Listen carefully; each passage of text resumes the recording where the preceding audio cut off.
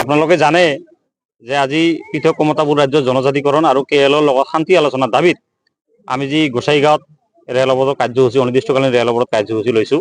কিন্তু আমাৰ এই ৰেল অৱৰোধৰ কাৰ্যসূচীত ভয় খাই পেলাই অসম চৰকাৰ আৰু কেন্দ্ৰীয় চৰকাৰে ভয় খাই পেলাই জনসাধাৰণৰ উপস্থিতি চাই পেলাই যোৱাকালি ৰাতি কেন্দ্ৰীয় গৃহ মন্ত্ৰালয়ৰ উত্তৰ পূৰ্বাঞ্চলৰ উপদেষ্টা বিষয়া এ.কে. মিশ্ৰা ডাঙৰীয়াই আমাৰ সংগ্ৰামী নেতৃত্বলৈ টেলিফোনিক বাৰ্তালাপ কৰে আৰু আমাক আন্দোলন স্থগিত ৰাখিবলৈ অনুৰোধ কৰে। কিন্তু আমি তেখেতৰ এই অনুৰোধৰ প্ৰতি সন্মান জনাই পেলাই আস্থা ৰাখি পেলাই আজি আমি এই ৰেল অৱৰোধ কাৰ্যসূচী সাময়িকভাৱে স্থগিত ৰাখিছোঁ। কাৰণ আমি বাস্তৱতে বিচাৰিছোঁ আমাৰ সমস্যাবিলাক সমাধান হোৱাটো। গতিকে আলোচনাৰ মাধ্যমেদি যদি সমস্যাবিলাক সমাধান হয় তেতিয়াহ'লে আমি আগবাঢ়িম বুলি কথা দিছোঁ। আৰু ইতিমধ্যে আমাৰ হীৰেন্নাথ ছাৰো টেলিফোনিক বাৰ্তালাপ কৰিছে আমাৰ লগত, আমি বৈঠকতো মিলিত হৈছোঁ। গতিকে তেখেতসকলে আশ্বাস দিছে যে এইবাৰ আপোনালোকৰ সমস্যাবিলাক যিকোনো প্ৰকাৰে সমস্যাৰ সমাধান কৰি দিয়া হ'ব আৰু কেএলৰ শান্তি আলোচনা আৰু জনজাতিকৰণৰ দাবীত এসপ্তাহৰ ভিতৰত দিল্লীত গৃহমন্ত্ৰী পৰ্যায়ত এখন আলোচনা বৈঠকৰ আয়োজন কৰি দিব বুলি আমাক এ.কে. মিশ্ৰা ডাঙৰীয়াই কথা দিছে আৰু আমাৰ পৰা ইতিমধ্যে প্ৰতিনিধিৰ নামো বিচাৰিছে। গতিকে আমি বিশ্বাস আৰু আস্থাত লৈছোঁ এইবাৰ। কিন্তু আমি ৰেল অৱৰোধ কাৰ্যসূচী আজি সাময়িকভাৱে স্থগিত হৈ ৰাখিছোঁ।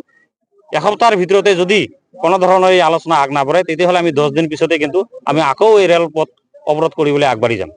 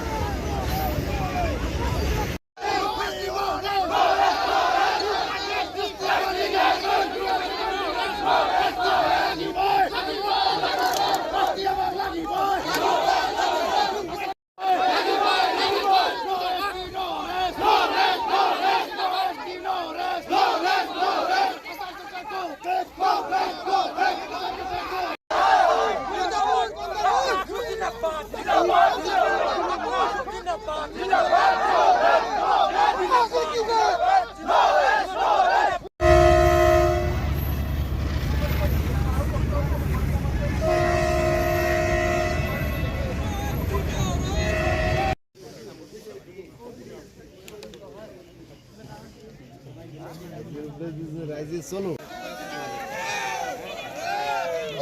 ডিসিশন তো মেন হব লাগে। এই যে মেসেজ গুছি গল না